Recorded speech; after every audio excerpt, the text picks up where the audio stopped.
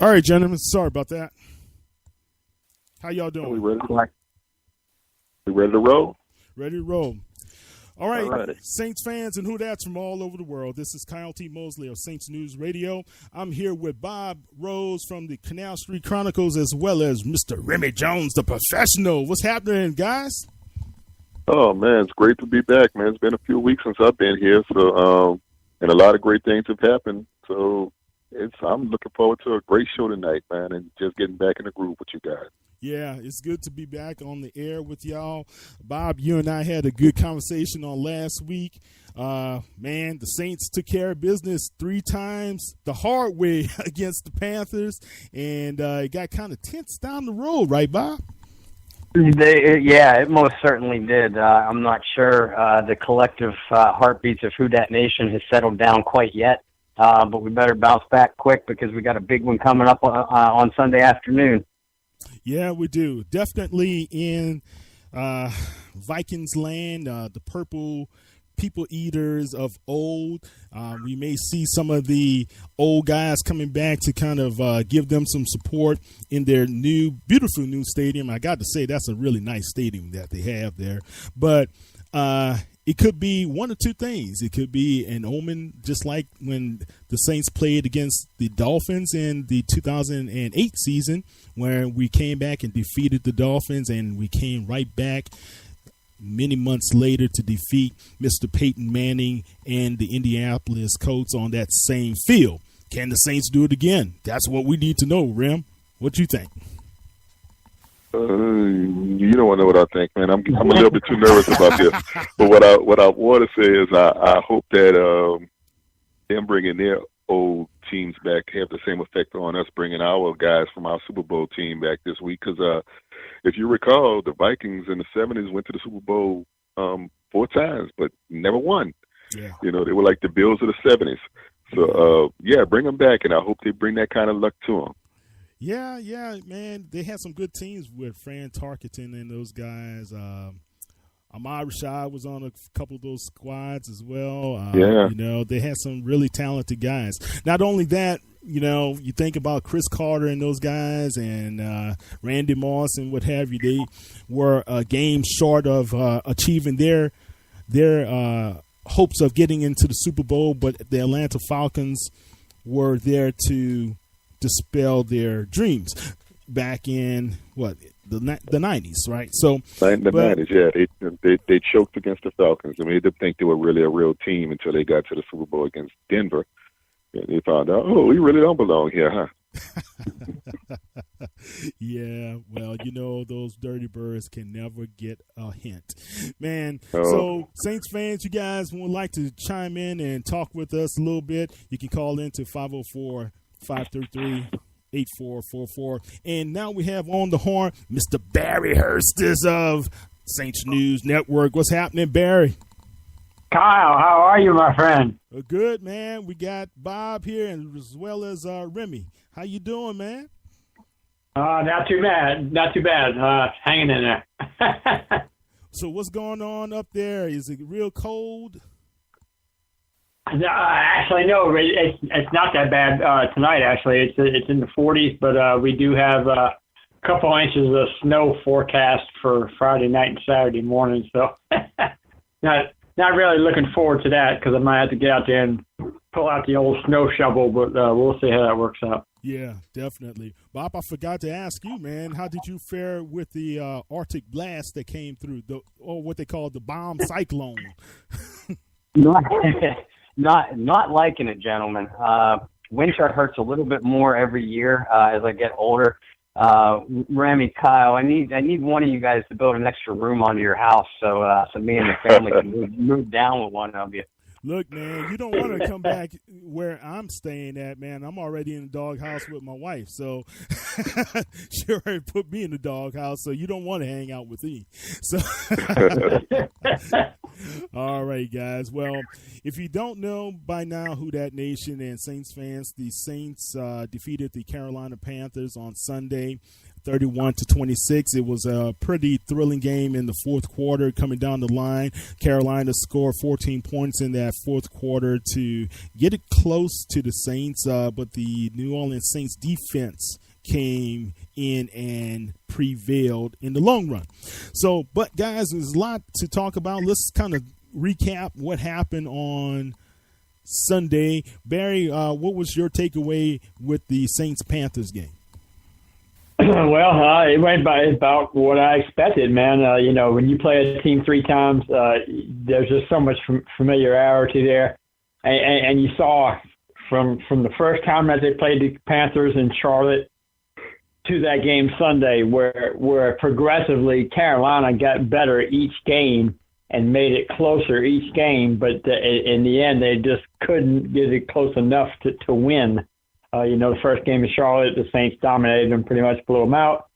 Second game at the Superdome, I believe it was week 13. You could see that Carolina, game planned a little bit more to try to stop the Saints and do the things that they didn't do in that first game in Charlotte. They wound up losing by 10, 31-21. So you could see the Saints still had the advantage. And then in this game, you see what happened. Carolina obviously game planned to stop Kamara and Ingram. It worked to a T, 22 carries, 41 yards. So they shut down the Saints running game, which really hadn't, dating back to the beginning of the season. You hadn't seen that. So credit Carolina's defense. It was a brilliant game plan by Steve Wilkes, the defensive coordinator for Carolina. So it was about what I expected. Honestly, the difference in the game basically was that Carolina kept kicking field goals and the Saints kept scoring touchdowns, and that basically was the difference in the game. And and I know we'll get into Minnesota here in a few minutes, but I think you're going to see a lot more of the same this coming week. You're playing another great defense. To me, Minnesota is the best defense in the NFL. They're an elite defense. I would say Carolina is very good defense. A top 10 defense. Minnesota's the best defense in the NFL. Elite, best, hands down. Definitely the best front seven, best linebackers. Maybe the best secondary. I mean, they're just solid. All the way around. It's going to be a tough game, but that said, the Saints did what I expected them to do. I think they were a better team than Carolina. I think that was proven time and time again this year.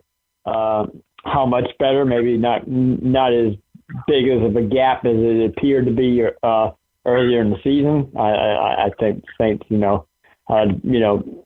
they both were 11-5. Obviously, the Saints won the tiebreaker. I believe if the teams played 10 times, the Saints would win 6 or 7 times. So that's the difference between as far as the better team. That said, this is I know I hadn't been on with you guys a few weeks, but I've certainly mentioned it in my articles. This is a Saints team capable of winning the Super Bowl. I mean, they have the talent to do this. But this is it. This is the game of the year here. This is it. If you beat Minnesota, there's a good chance you got a great shot at winning the Super Bowl this year. But you got to get by these guys. This is the team to beat, in my opinion. And if the Saints can beat these guys, sky's the limit. We'll see what happens. Wow. And listening to a lot of the analysts about what's going on, Bob, and Barry, you made some good points. These guys have been pretty elite. I mean, to only lose 3 games in a season, you're doing something right? Especially to be able to have Case Keenum to come in, which I got to be honest with you. I watched Case since the University of Houston days. He set a lot of NCAA records as far as passing when he was here. When he went to the Texans, he just did not have that same support I would say, with guys like Thielen and Diggs, and as well as the tight end there, Rudolph. So I think this is a pretty good team, but people keep on saying, Bob, that the Saints are a complete team. Do you think a complete team going against that defense could be able to prevail? Well, it has to. Just like Barry said, I think Minnesota, I would consider Minnesota an elite defense. Certainly the best defense in the NFC, if not the NFL. I mean, Jacksonville has a pretty darn good defense down there in Florida as well. But yeah, I personally think that Minnesota has the most daunting defense to overcome, and they have it on every single level. They have a very talented and intimidating front line, a good, heady, and athletic linebacking core, and one of the top 3 or 5 secondaries in the NFL, to be sure. So they have it on every level. You will not beat this Vikings team with a one-dimensional attack. I don't care what dimension that is. It could be Drew Brees in the passing game. It could be a ground and pound attack. If you're one-dimensional, this Minnesota defense is going to eat you up. And they complement that, like you said, like you pointed out, Kyle. They complement that with, frankly, an underrated offense. I liked Case Keenum in college, but he is what he is. He's a system quarterback. He doesn't have a big NFL arm, but he's smart. He has the arm to make most throws, and they do have an underrated variety of weapons to go to. Thielen made the Pro Bowl. I believe it's his first.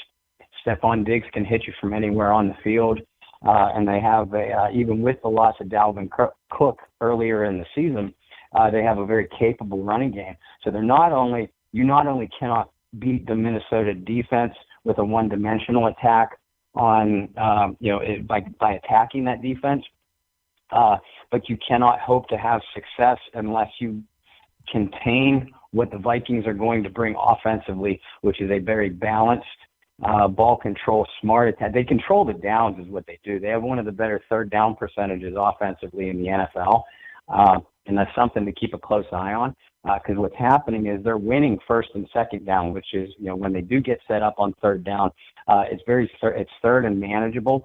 So really they aren't asking Keenum to do a whole lot out of his comfort zone in the passing game.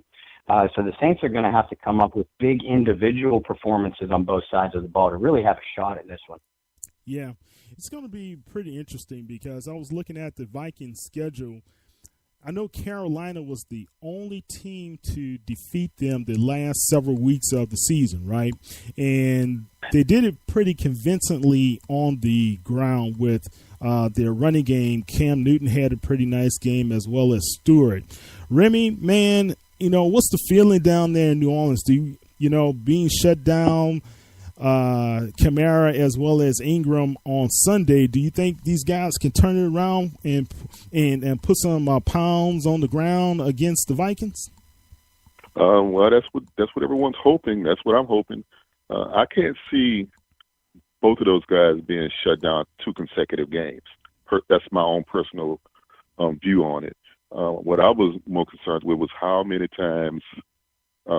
This is one of the first times this year I'm really was concerned about our defensive play, because Carolina got too close to the goal line too many times for me. Right. Fortunately, they came out with 3 points most of those times. But I'm scared of the bend and don't break thing. I need them to not bend now. Don't even bend. Don't let them get that close anymore. We need to keep them on their side of the 50 for the majority of the game, and and let our offense do what it does and move the ball and with some nice long sustained drives that keeps their offense off the field, and then put up some major points. Put up 7 points every time, as many times as they can. But that was the part that I was more afraid of. If they stopped the run, but our offensive line held up well enough that Breeze could eat him alive. Which is what he did. But, yeah. We need we're not a one-dimensional offense, so I think that's one thing that's going to help us a lot. But we have to keep them on their side of the 50. That's what I'm very more concerned about. Yeah, and that valid point, man. Very, very valid point. Barry, one thing the Saints did not do a lot of in the Carolina game that we're going to really have to improve on is trying to create some turnovers, man. That's the only way Carolina was really to be able to turn the tide against the Vikings in their game. How do you think Case Keenum's going to handle the pressure, or do you think our front four can put enough pressure on him to be able to get him into some bad situations? Well, there are a couple of things. First of all, you're definitely right about the takeaways. The Saints are 1-6 all time on the road in the playoffs. 1-6. In those 7 playoff games, 18 turnovers, 3 takeaways. So they're at minus 15 turnover ratio in their history on the road in the playoffs. Not good. So, so to that point, definitely turnovers will be a factor in this game. To me, I just think it's so simple. The Saints are going to have to play almost a flawless game. You always hear me refer to a team bringing their A game or bringing their best, playing their best football. If you go back and look at the Saints season, I think there's certain games you can pick out, and I'll specifically pick out the Buffalo game. If you remember the Buffalo game where they just dominated both sides of the ball. They dominated Buffalo defensively. They dominated them on offense. They ran the ball down their throat, almost had, 300 yards rushing, I think, running the football. I mean, Buffalo just could not stop them. On either side, the Saints dominated the line of scrimmage, both sides of the ball, and just dominated the game from start to finish. I don't think you could do that against Minnesota, but I think you can play that well as a team yourself and give that kind of that similar effort that you gave in that Buffalo game, because that's what it's going to take to win this game, in my opinion. You're going to have to play almost perfect, not exactly perfect, but the best football that you're capable of playing. I would imagine the Saints will be super focused on this game. Obviously, this is it. I mean, this is it. You lose, you're done. There ain't no turning back. You got to win this game if you're going to go to the Super Bowl, or your season's over. So I would imagine we're going to see maximum, the best effort from the Saints team. Obviously, it's going to be good enough to beat Minnesota in their stadium. So we'll see what happens. That said, Case Keenum, as you alluded to, this is not a world beater by any stretch. I mean, as you said, you saw him play at the University of Houston. Bob alluded to it. Solid, not spectacular. He's a guy that the Saints can probably get rattled. There's the old thing about him making his first ever career playoff start, and I believe the record is 3-12. I think it is for first-time NFL quarterbacks getting that their record, first time ever starting a playoff game, was 3-12, and one of those wins was this past week with Blake Bortles of Jacksonville. So if you discount that game, then it's not a great record, but that doesn't mean that Case Keenum's going to come out and play horribly either. He might, he doesn't have to. He just needs to adequately run their offense and just try to, if they can get 20 plus points, they're in great shape. So he doesn't have to set the world on fire. All he's got to do is be adequate and get points on the board for Minnesota. And the way the Saints defense has played, as Remy alluded to it, they've been bending quite a bit. They maybe not be breaking, but boy, they certainly are bending. And in a tight game and against if it's not a superior opponent, it's an opponent equal to your talent level. And in a game like this, points are at a minimum. So, with the Saints defense bending the way it is, like as Remy alluded to, that's my greatest concern as well is the defense. I'm not even worried about the offense. I think the offense will score enough to win. In the end, I think it's going to come down to, can the Saints defense be good enough to keep Minnesota out of the end zone when they absolutely have to keep them out the end zone. They kept Carolina out the end zone. That was the difference in that game. So well, in a similar situation with the game on the line and Minnesota, in position to score, can that Saints defense hold them out of the end zone? And it could come down to a final play. It would not shock me. Although I could also see Minnesota playing a similar game to the one they played in the season opener and actually beat the Saints handily.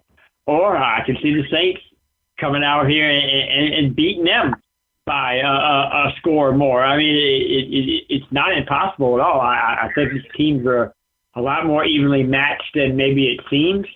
I think, because I think a lot of people would agree that Minnesota probably is the favorite and maybe has slightly better team talent-wise. But this is certainly a winnable game for the Saints. They just have to be firing on all cylinders to win this game. If you see the Saints play the way they played against the Jets or the way they played against Tampa Bay in that last regular season game, if they play like that, they got no shot.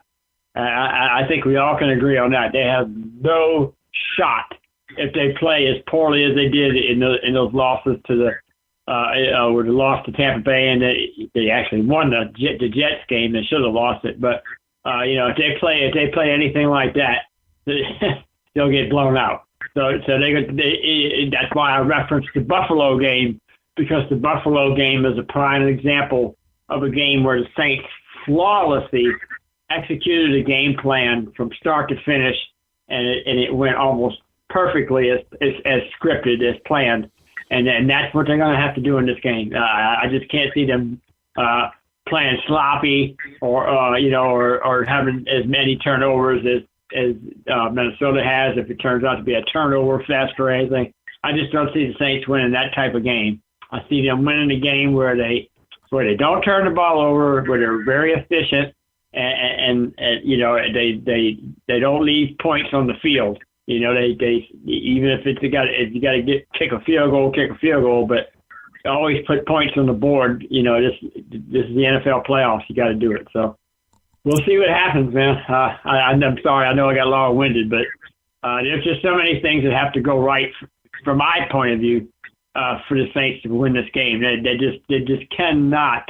Again, they just cannot be playing at the level that we saw in the last 6 weeks of the season, where they finished 3-3, and they weren't playing their. And I'm sure they'll be the first to admit it. They weren't playing their best football to end the season. And in this playoff game, we saw how Carolina was able to narrow that gap from that first game in Charlotte back in September to 3 months later. They're basically one play away from pulling it out. So.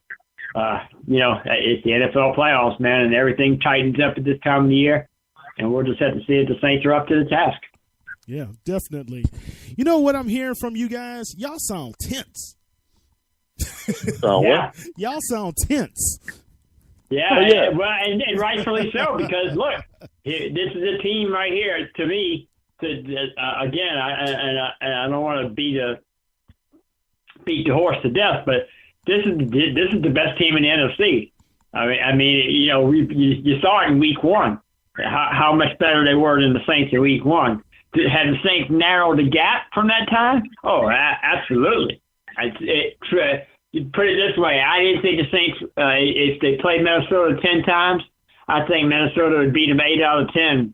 When I saw that Week 1 game. Now, if they play 10 times, I think it'd be almost even right down the middle. So that's how much of a different team the Saints are, I think, in comparison to Minnesota. But it's still Minnesota's still pretty good. To me, they might even be better now than they were when we played them in that first game. So that's why if there's any tension there, it's certainly because of that. Yeah, well, I'm tense. I'll be the first to admit I'm tense, man. You can put a lump of coal in my butt, and in 15 minutes you'd have a diamond. I mean, I am that tense. Okay, but I mean, Minnesota's with the number 2 seed, but going into this with Philadelphia playing with a backup quarterback, I would actually feel better going up against the number 1 seed. I think Atlanta lucked out and got the better chance of advancing it this time around. But the Saints had their opportunities. All they had to do is win that game against the Bucs. Yeah, and they would have been having that same. And that's all. And that's all you need in the NFL playoffs. We've seen Eli Manning win 2 Super Bowls. Believe me, if Eli Manning can win 2 Super Bowls, the Saints are more than capable of upsetting Minnesota. It's just like I said, they got to go out there and play a flawless game. You ain't gonna get by. Tommy Lee Lewis fumbling the punt, or whatever, Drew Brees throwing one up for grabs. Yeah, you can't have those type of things this week. It's gotta have to be almost a perfect, flawless execution. You gotta execute. You can't. You just can't. Brandon Coleman, no fumbles, man. Gotta hang on to that football this week. Yeah, Hill, hold on to the ball. Yeah. You know what else, guys? And I'm looking at. I think the Saints have learned some lessons. That game against San Francisco, which in my opinion was one of the greatest playoff games ever existed, right? But when you look at that game and you look at the opportunity they had right there, if they would have won that game, right, woulda, coulda, shoulda, is always what people are going to say, but they had the perfect route to win that game and go to the Super Bowl. They could have easily beat the Giants and those other teams. But when you look at where Drew Brees is in his career, and Drew's about to hit 39 this month, and next Monday. and you look at where Sean Payton is, I just don't believe there's going to be any letdown in this game. I think these guys are at a point where it's you're getting so close. You have few opportunities to even get to this level. They're going to capitalize on this one. That's why I just don't feel as tense, but I don't think they're going to go in lackadaisical in this game. I really don't. Bob, what's your thoughts? And I'll jump on that, and I'll not only agree with you, but I'll take it a little bit further. We talked, you and I did last week, Kyle, about the lack of playoff experience on this roster coming in. There was Brees and Peyton. Sean Payton won a Super Bowl, and those veterans were going to be in the youngsters' ear, telling them what to expect. Well, that's all fine and dandy, and they obviously did a great job. But we know this to be true. Once you have even that one game of playoff experience, and even more importantly than that, one win, you now know what it takes to win in the playoffs. And granted, you're now on the road, but you gain so much confidence from that first victory that you know what it takes to step out onto the field and playoff type of intensity. You're already a team that has played pretty well on the road this year because of your style of play and the versatility that you bring to the table offensively and defensively. I don't think that they're going to be afraid of these Minnesota Vikings at all because so much has changed on both teams since week one. So I think that they're riding a high confidence level, and we see these guys, especially defensively, we see them have a certain amount of swagger. Barry, Remy, I agree with both of you. They have to shore themselves up defensively and not give up so many yards that we've seen not only against Carolina but in the last handful of weeks. But the thing that I see out of these guys on defense is they have the confidence to make the play when they need to make the play, and they've not only done that throughout the majority of the regular season, but again now they've done it on a level in the playoffs. And that gives them a distinct advantage over Minnesota. Yes, I know Minnesota is the home team. Yes, I know that they're balanced on both sides of the ball, and you can't argue with a 13-3 record, et cetera, et cetera, et cetera. But guess who the pressure is on coming into this week? It's not the Saints rookies. They've already won their playoff game. It's going to be squarely on the home team, the Minnesota Vikings, and a new starting quarterback. Not new in the way that this is his first playoff game. Guys, we saw how Jared Goff, who is a much better quarterback than Case Keenum, we saw how he reacted to playoff pressure. It's not that he played poorly, but that he was a little bit tight. And it does not take much difference in your play to end up losing a playoff game, or at least getting behind that proverbial 8-ball early. And, if the Saints can come out and go toe-to-toe with the Vikings in the first quarter, then, what I feel is a distinct confidence advantage that New Orleans already comes in with. It skyrockets. And they're going to be a force to be reckoned with, even on the road, for the remainder of that game. So, am I tense? Yeah, but that's only because of how good the Minnesota Vikings are. I like the way New Orleans potentially matches up with them, and the key is to come out swinging. Ride that confidence in. You are on a high wave, and you ride it in. These guys now know what it takes to win in the playoffs. Now you know how to go out and do it. And as soon as those cleats go onto the field, it's almost like a standard regular game for them. Pressure's more on the Vikings in this situation. Interesting. Look, man, let's talk about some matchups. The matchups the one that really concerns me is how the Saints do not match up well with a good tight end. And Greg Olsen, a gimpy Greg Olsen, put up over 100 yards of receiving on the Saints, guys. Rudolph has that capability, right? We cannot have lapses in paying attention to what what Rudolph could possibly do. So how can the Saints, or who should be the person guarding Rudolph more? Should the Saints consider bringing Marcus Williams up, or should it always be left up to Robertson? I'd mix it up personally. I like Marcus Williams' ability in man-to-man coverage.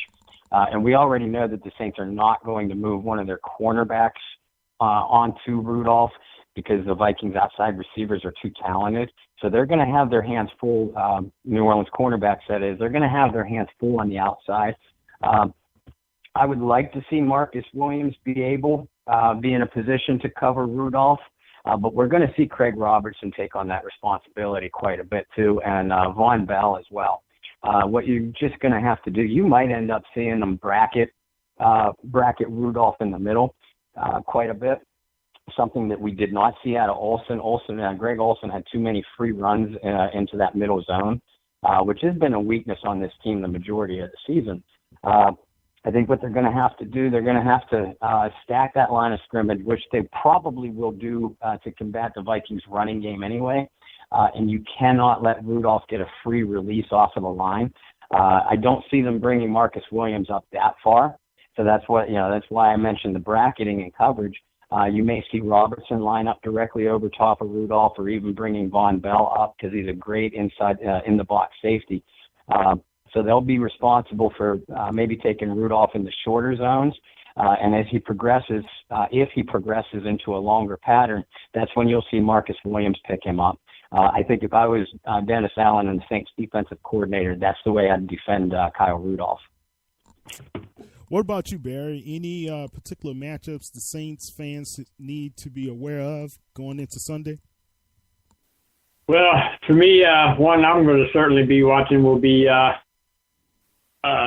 the quarterback, Xavier Rhodes, all-pro cornerback who's just a lockdown elite cornerback for Minnesota. And I think he'll be on Michael Thomas. That's going to be a key matchup for the Saints offense. Obviously, especially on third downs, where the Saints have been notoriously have had trouble converting third downs this year. And Michael Thomas obviously being one of Drew Brees' favorite targets on third down. So that's going to be a key matchup. Rhodes had a pretty good game against Thomas in the first game. And I would imagine that matchup will be revisited several times in this contest. And it's one that Michael Thomas has to win at least 2 or 3 good times, So, it's I said this on a Lafayette radio show yesterday, and I'll repeat it here. In the NFL playoffs, superstar players, or your stars, your big name players, the stars make plays in the playoffs. That's what the NFL playoffs are all about. Is big stars making big plays.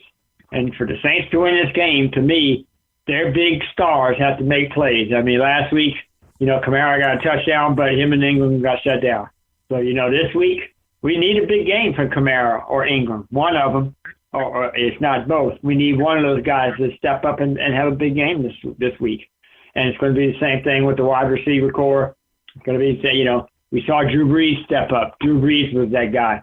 Well, this week, we might need a Brandon Coleman, of all people, to step up and be a key contributor, because a guy like Michael Thomas might be getting shut down by Xavier Rhodes. And so, there's going to be other guys that are going to have to step up and help the Saints win this game. And again, I hate to keep referencing the Buffalo game, but in the Buffalo game, you saw that, where guys like, where Larry Warford, the starting right guard, had such an outstanding game that day, clearing the pathways for the running game, so, and you just lost Andrew Pete at left guard, so now you'll have Calamete in that spot. But, this is going to be a huge game for the Saints offensive line. They have got to clear the running lanes for those guys. Yeah, you don't have to get 300 yards rushing like you did in that Buffalo game, but you'd like to ideally get over 100 yards rushing in this game. I think that if the Saints can just establish a run, you ain't gotta run them over. You ain't gotta gash them for 300 yards or whatever, but establish it. Make them respect it. That way when the Saints come up to the line of scrimmage, Minnesota doesn't know whether they're going to pass or run. You don't want their defense to know what's coming. The Saints, we've seen historically, and especially this year in the games that they lost, teams knew what they were going to do. Teams knew that they were forced to pass. The last 3 years of 7-9 finishes, when the Saints predictably got beat or lost the game, 9 times out of 10 of it because they were predictable. Teams knew what they were going to do or what they had to do to win. And 9 times out of 10, the Saints couldn't do that. Well, this year, the Saints were able to do that. They were able to do things, like run the football and play better defense and get off the field on a third down, where they weren't able to do that in the last few years. And then that was the difference between a 7-9 and a 11-5 season this year. That was the difference. So the little things, the little dot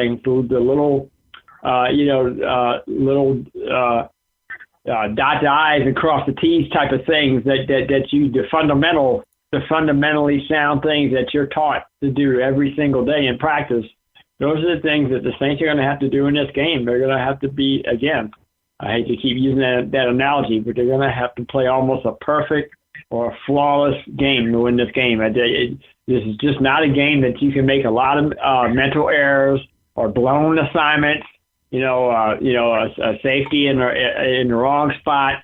Letting a receiver go or whatever, and not staying at home in coverage. So it's going to be something simple like that that's going to win or lose this game. I just feel it in my bones. I mean, for the Saints, basically, it was because they, they blitzed Cam Newton and it worked. I mean, the play before, he got Funchess open. Devin Funchess was open on that second to last play. He just missed him, And then the very next play, they blitzed him, game over. So, I mean, it was that close. And I just feel like this game, this game this week could be a similar situation where it's going to come down to the last quarter, last drive, last series, last few plays.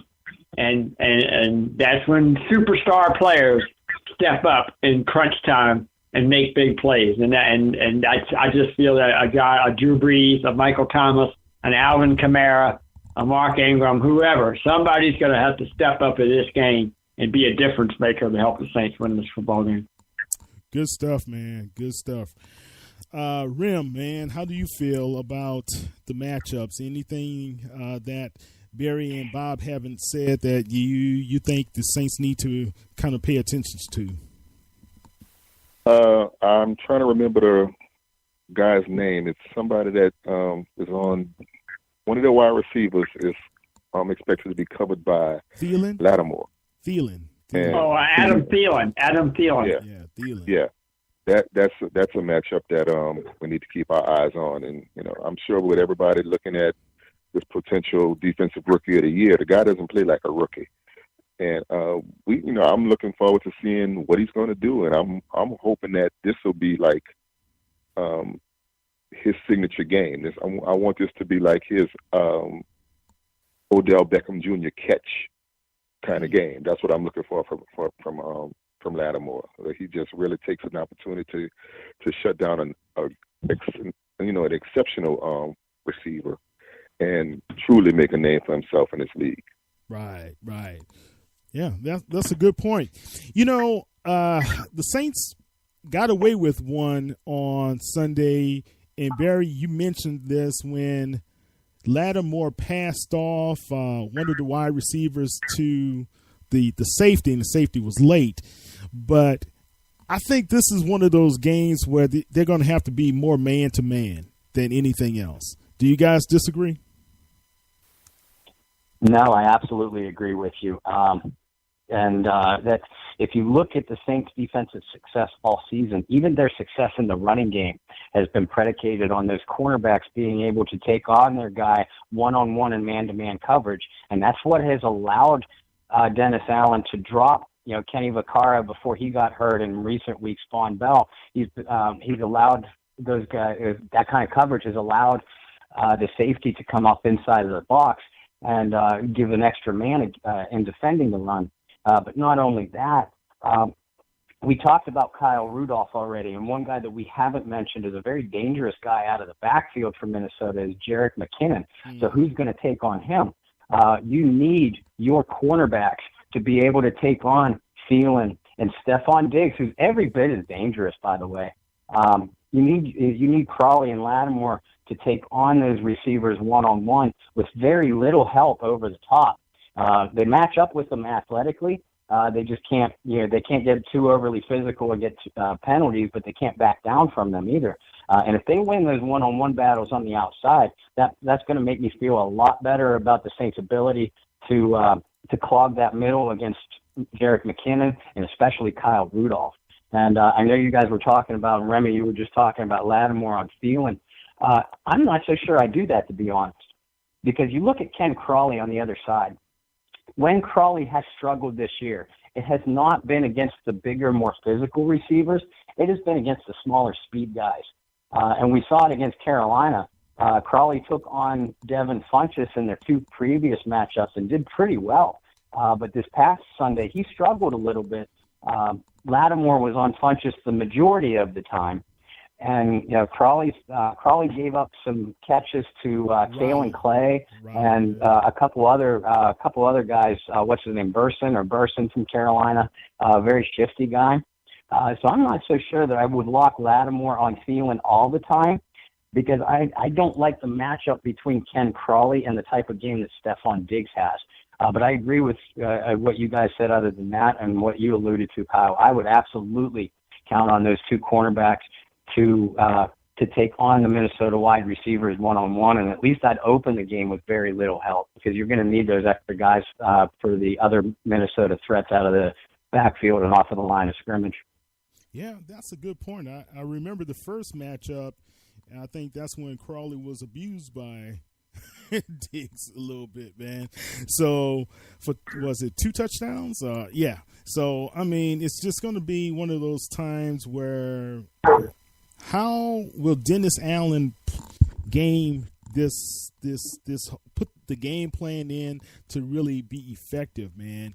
And Von Bell is going to have to be the guy again that really is going to be that flex guy to really step up and help out in a big way.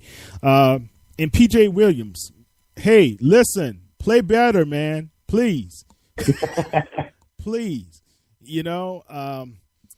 guys, I mean, McKinnon out the backfield is right, but you got Big Treadwell. That's a big wide receiver there. You got the kid Wright as well. So, I mean, we got guys that we're going to have to really pay attention to in the long haul. All right, guys, let's kind of turn the tails. And, Barry, tell me just one key for the Saints to be able to win. Just one. Well, I'm sorry. What was that? One key to do what? For the Saints to win. Oh, for the win. Oh, wow. Well, I think I've already touched on it mostly, but I'll just give you one good one, which is Case Keenum. I think the difference in the game, if you go back and look at that first game and the loss, the thing that stood out to me was that they couldn't get off the field. The defense couldn't get off the field. Now, obviously, you're not going to have Devontae Harris out there, thank God. So we didn't really mention that, but that had a lot to do with the first loss. So that just not having Devontae Harris is a key. But seriously, in that first game, you let Sam Bradford slice you and dice you. And look, and I can debate this forever with somebody if I wanted to, but Sam Bradford still, to me, is not the greatest quarterback in the world. Whether he's hurt or not hurt, he's never been the greatest quarterback. He's adequate. He's slightly above average NFL quarterback, in my opinion. He's not an elite quarterback by any stretch. That said, Case Keenum, his backup, as we've covered in the first segment of the show, he's adequate. He certainly has stepped up and done his job. So let's not sell him short by any means. But this is a guy who again is making his first ever playoff start. They might not admit it, but there's a lot of butterflies in Case Keenum's stomach going into this game. And I just can't help but feel if the Saints defense, and I'm specifically talking about Dennis Allen here, if Dennis Allen can come up with a solid game plan to keep this guy uncomfortable, obviously bringing a lot of heat, a lot of pressure. Of course, you don't want to dial up too many blitzes and get burned by Case Keenum of all people. So, but that said, I think just keep the pressure consistent as they did against Cam Newton. Look, if you can get Cam Newton rattled, it ain't going to be hard to get Case Keenum rattled. Believe me. So, but it's all about in the NFL playoffs. The bottom line is if your quarterback is comfortable, if your quarterback can stand in the pocket and feel comfortable that he can complete a pass and that he can establish a rhythm, that does so much for self-confidence. And when you're a guy like Case Keenum making your first ever start in the NFL playoffs with this type of pressure on you to win, look, that can be kind of a daunting task. So I feel like the Saints can get inside this guy's head, and it'll be the difference. It'll be the difference in the game. Because all things being equal, again, I think if these two teams played 10 times out of 10 times, one of them would win 6 and the other one would win 4. It'd be almost right down the middle. So it literally could be the difference maker in this game could be something like a Case Keenum being off, just not being accurate, throwing some critical incomplete, as I said, this could come down to the final series. It could come down to the final few plays. And again, as we saw against Carolina, where Cam was uncomfortable in the pocket, and the last play of the game, he didn't even get the pass off. He didn't have time. And so, if you can do those type of things to Case Keenum, imagine what the success you could have. So I just think this is a game where it's a winnable game for the Saints, but they have to, again, they have to do all the little things perfectly. They have to, the fundamentally sound things, making sure that if you're playing man-to-man coverage, that you're not, you're not playing too far off the ball, that you're right where you should. I mean, just little things like that. the Saints are going to have to do that. And to me, that's the one thing that stands out. That's a glaring thing to me is Case Keenum. And you've heard a lot of the NFL analysts this week on NFL Network, ESPN, a few other ones. They've been signaling out this matchup. I know Bob and those guys made fun of Maurice Jones-Drew because Maurice Jones-Drew of the NFL Network said Case Keenum is a better quarterback than Drew Brees, which is pretty hilarious. Oh my but goodness! he didn't it's say right. that. He's just trying to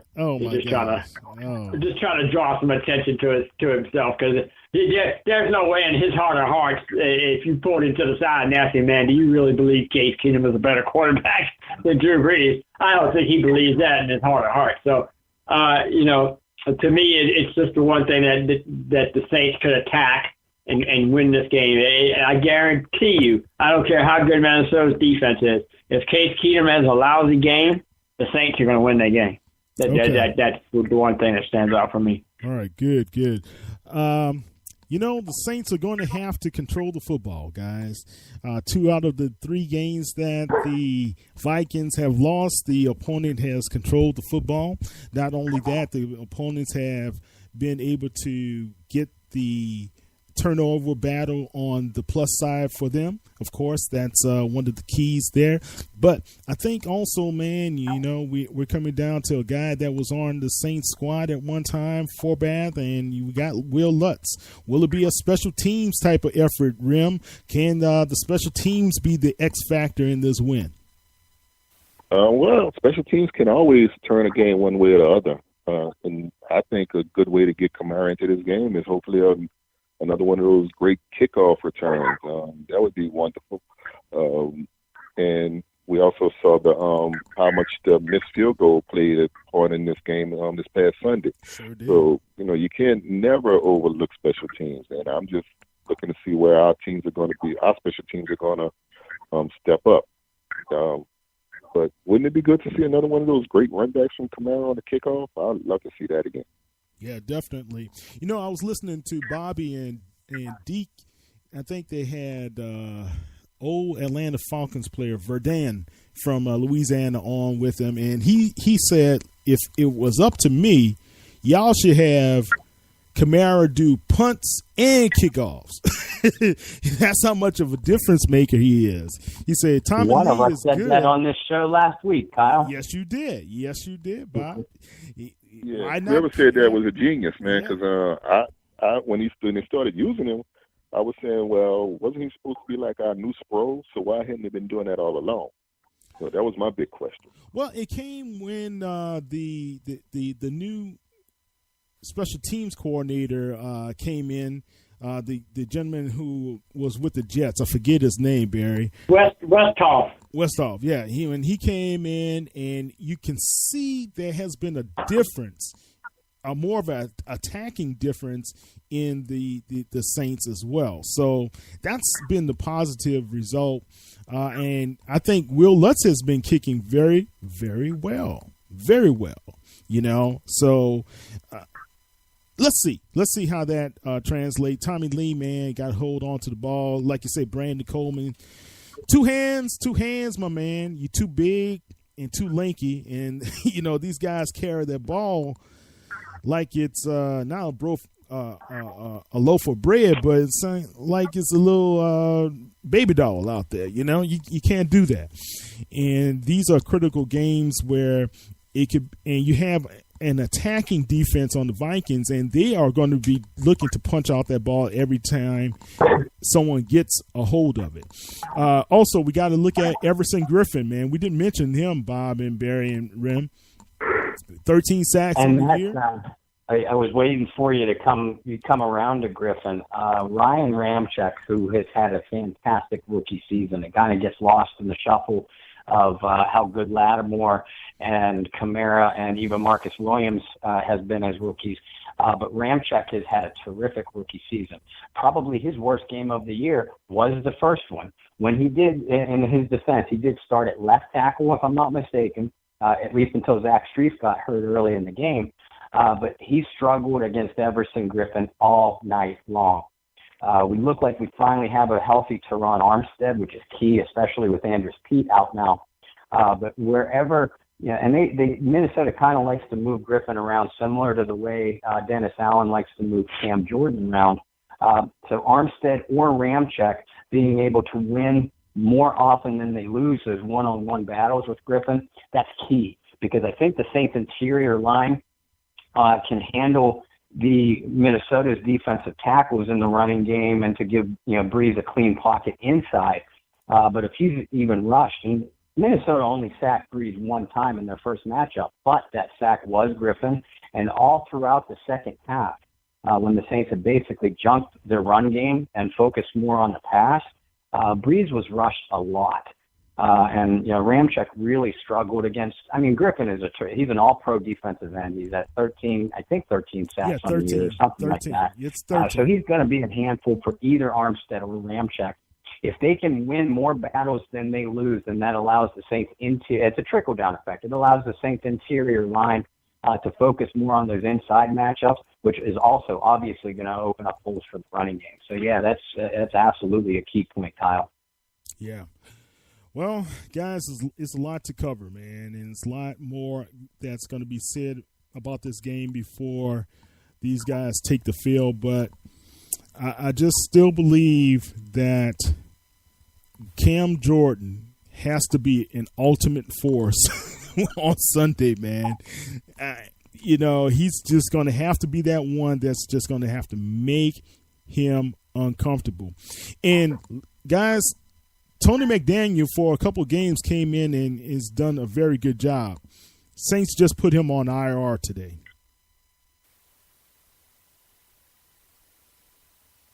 So, I mean, we got Pete on IR. We got Tony McDaniels. I guess he hurt his back on that play. And, gosh, I mean, we're kind of limping into this postseason, Barry, and I know we're staying pat, but man, who's going to take up the slack? Who's going to help with that rotation up front?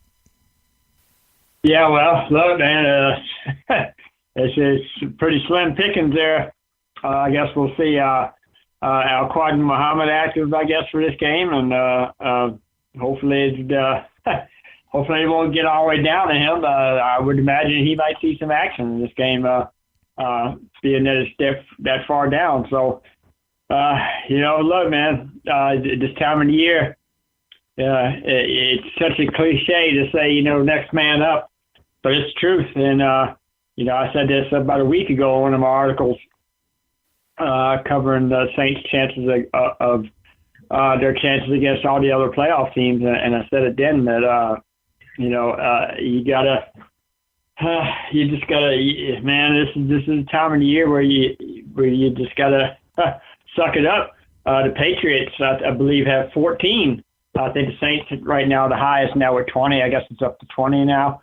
20 players on IR. The Patriots, I think, are second with 14, but they're the number one seed. In the AFC, and you don't never hear them complain about it. They just keep going about their business, and I think that's the way the Saints need to do it.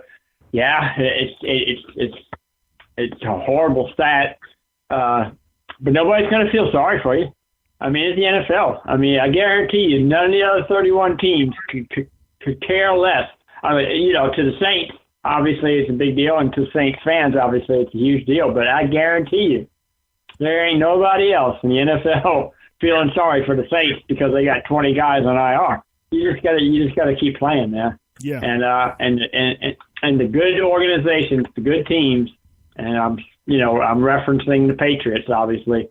They just keep going. They just plug another guy in there and they keep going. That's why they've been the most successful franchise in the league for the last 2 decades. And if the Saints want to get to that level and be the next NFL dynasty or whatever, or at least do something with this influx of talent that they've gotten these last 2 drafts, and make this make this talent upgrade of the last 2 years, make it pay off, with a world title at some point, then hey man, this is it. This is where you got to cash in your chips, so to speak. So, hey, this is it. So let's see what they can do this Sunday. Right. Hopefully these guys like Kelamete and, just the guys that they've plugged in, and Al-Quad and Muhammad, maybe he makes the play of his life in this game. How do we know? Yeah. Look, I wasn't expecting Von Bell to make the play that he did. So, look, it's playoff time. And again, two things are going to have to happen. A, your star players have to step up. Sorry, I beat that horse to death tonight, but it's true. We can't have 41 yards. Can't have 22 carries, 41 yards. I mean, I get that it's the Minnesota defense, and they'll probably shut down the running game just like Carolina did. But we still need a Kamara to get a 22-yard run here, or we need an Ingram to bust open a 22-yard touchdown or whatever. We just need those guys to step up. They were non-existent in that game this past week. They have got to make their presence felt in this game. Like I said, they don't have to both get 100 yards rushing, but a big play here, a big play there. Michael Thomas, a big catch here. Brandon Coleman even, or Willie Snead or somebody just stepping up and making a key third down catch or something like that. Guys just need to step up. And at this time of the year, the team that wins and plays on the next week is the team that had those things happen. And the team that didn't show up, the team that turned the ball over, the team that failed to execute and do all the things that they did in the regular season that got them to the playoffs in the first place. Those are the teams that win, that go out and do the same thing in the playoff game that they did for the majority of the regular season. And if the Saints can do that, they can win this game. But they're going to have to do that. They can, again. The sloppiness that we saw against the Jets or the Tampa Bay, you can't do it. They just can't do it. One single mistake, one single, solitary mistake will be the difference between you winning the world championship or staying at home. It's that simple, and they're just going to have to pull it out and do what they got to do. Yes, sir. All right, guys, let's wrap up something. the show. Go ahead. That injury thing, that's the one thing that has me afraid, man, more than anything else. We talk about the matchups and everything else, but it's the amount of guys we have on IR. If we had a healthy team, I'd be like Denzel Washington in the Hurricane when they were ready to beat him up. He said, "Line him up." That's how I would feel. Really, I would fear no team that we're going against, no team that's left in the NFL right now. I would be fearless of them all. But with our team so banged up and battered, that's the one thing that bothers me more than anything. Yeah. Guys, defensively, everybody has stepped up, and you're right. If one more person goes down on the line, defensive line especially, well, offensive too, man. Because Labrius is the next man up to back up anybody on that line, right? And that's hard. That's hard, man. Losing Andrews Pete. I never thought I would say this, Bob. It's going to be a big hole, right? But Kelamete has really done a very fine job filling in on either side whenever there was injury in this 2017 regular season. Now, one thing, guys, you haven't mentioned, and I'm going to just put it out there. This third down bug, we've got to find a cure fast. We cannot go again in a playoff game and only convert 2 third downs. That's abysmal. So, Willie Snead, hello. Hey, McFly, wake up. We need you, man. We're going to need him, Brandon Coleman, like you said before. Whoever else to kind of build it. Josh Hill, I know you caught a touchdown, but keep catching more. We're going to need these guys to be able to get separation as well as be able to catch the ball and put us in better positions on Sunday, man. We really got to do that. All right, let's kind of go through your picks, man. Let's start with you, Bob. What's your thought how the outcome is going to be on Sunday against the Minnesota Vikings? This is going to be a tight edge of your seat game all throughout. I would be shocked if one team blew out the other. They're two hard-nosed teams, two very battle-tested teams during the regular season. But I'm gonna throw a statistic out there, and most of us already know this. There has been no team ever to play the Super Bowl in their home stadium, and the Super Bowl is in Minneapolis, Minnesota, as we know. I'd love to do some research on this. I don't even think an NFL team that has, whose stadium has been host for the Super Bowl, I don't even think they've ever made it to a conference championship game. And they're not going to this time either. The Saints are going to win this game. I'm going to go 26-23. I do expect it to be tight throughout. But like we talked about at the beginning of the show, I think that this New Orleans team, they're confident. They have a bit of a swagger, especially defensively. They are just confident that they are going to make the play when they need to make it. And more often than not, guys, I think that they have this year. You want to shut down our running game? Yep, that's okay. We have a future Hall of Famer that's still playing at a high level. He's throwing to one of the better receivers in the NFL.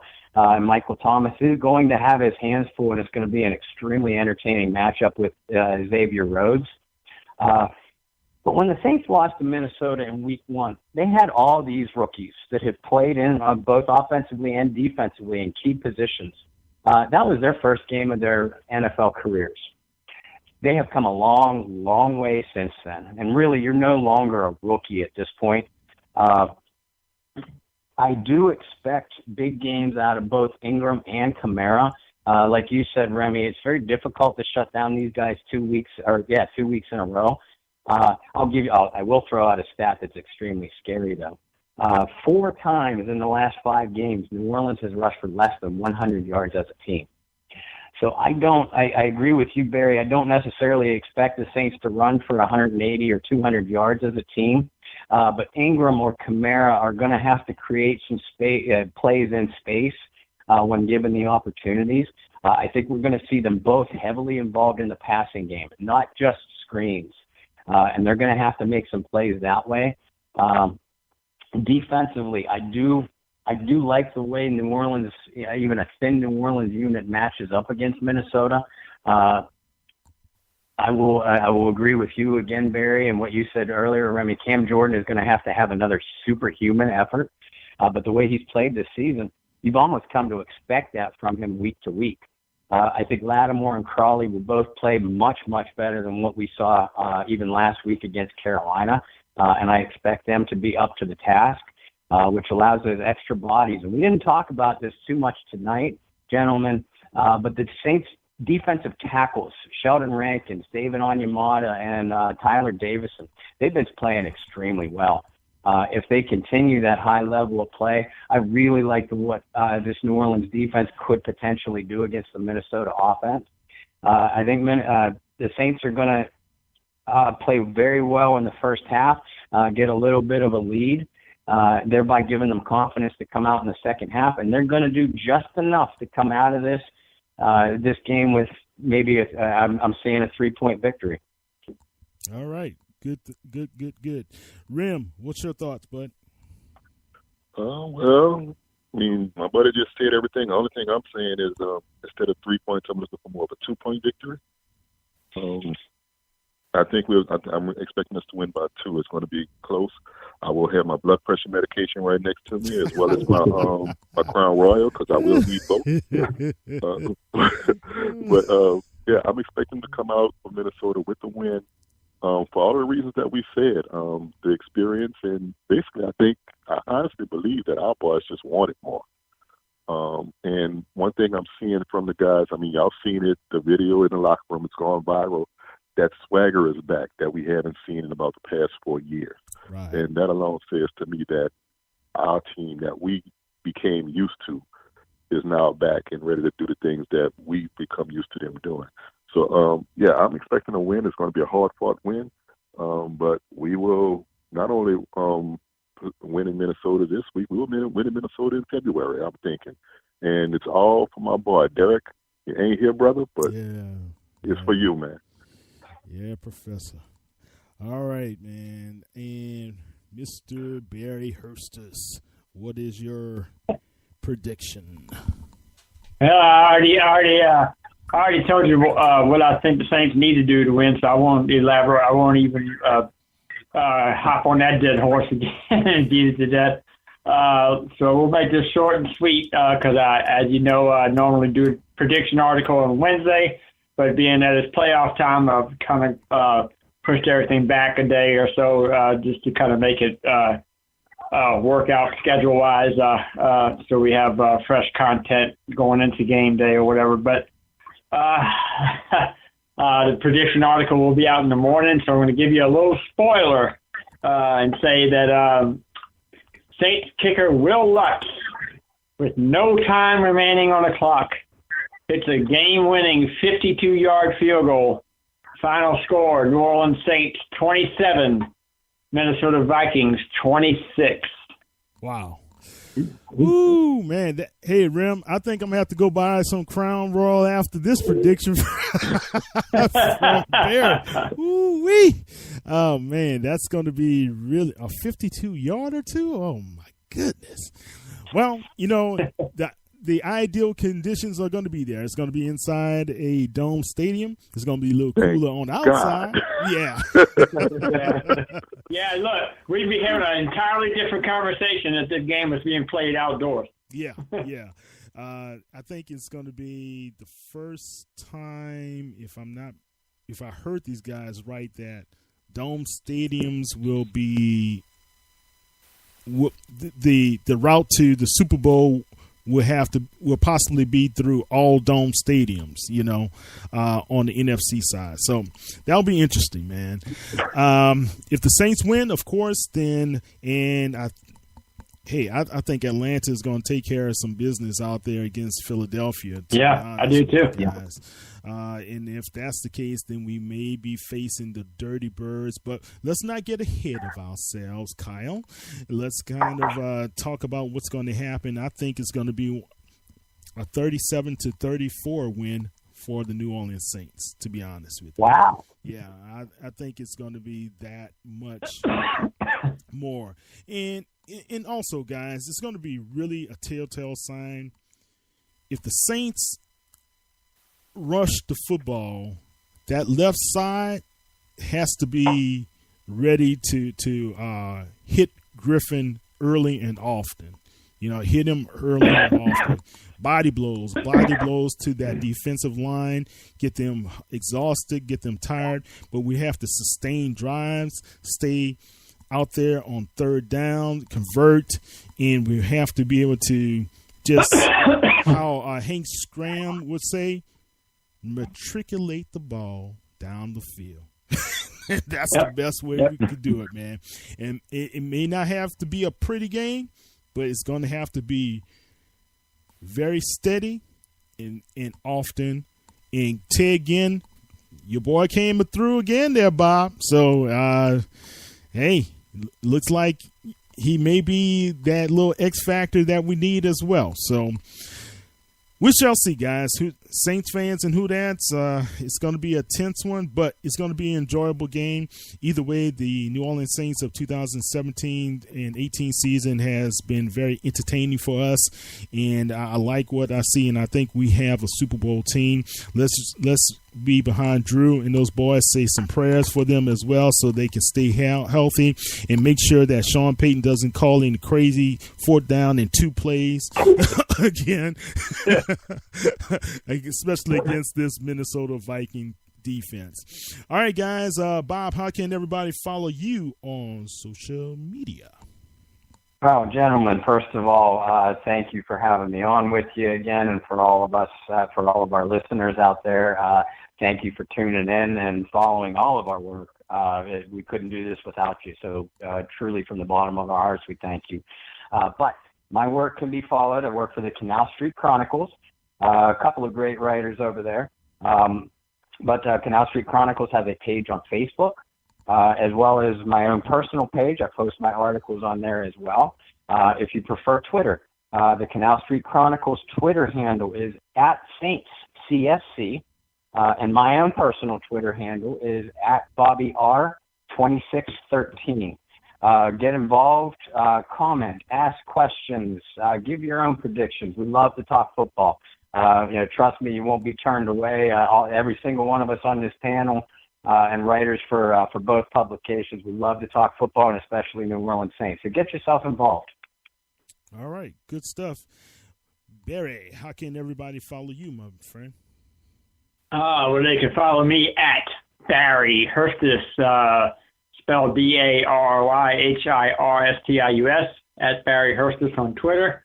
Or, of course, you can follow me at Saints News, where all my articles will be featured at for the Saints News Network, www.saintsnewsnetwork.com. And tomorrow morning we'll have our prediction article for this game that we just have been discussing. And, of course, if you heard it 5 minutes ago, you kind of know how it's going to end. But the rest of it will be pretty exciting too, or at least I'll try to make it as such. So www.saintsnewsnetwork.com. That's where you can find it all at. Man, put me in your article, man. You haven't put me in the article all year, Barry. What's that?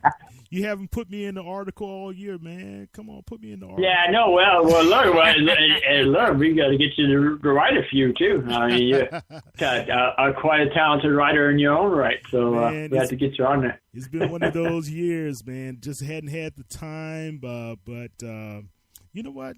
Hopefully, I can be able to pin something pretty soon, guys. Hey, well, look, look, maybe say pull off the upset and give you something to write about. Maybe you'll feel inspired. That is true, my friend. That is true.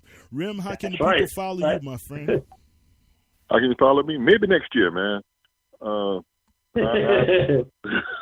haven't gotten into the social media thing. We got to get you on there, man. Man, look, I know how I am. I'm a gadgety kind of person. And if I get into it, y'all think Trump tweets, man, y'all would be like, really put the damn phone down. So I know how I am, so I just never got into the whole social media thing because I knew I would never get anything done on my real job.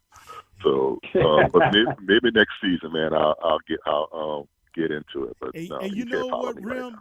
As many antidotes and just one-liners that you come up with, man, we need you out there. He'd be perfect on Twitter. He'd be perfect for Twitter. Yeah, man. Well, I'll see about it. Like okay. I said, maybe next season.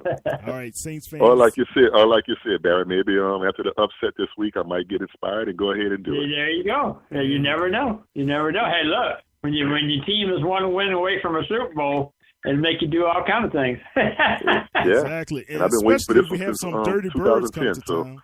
Exactly. Yeah. All right, guys. Saints fans, don't forget you can follow us at www.saintsnews.net.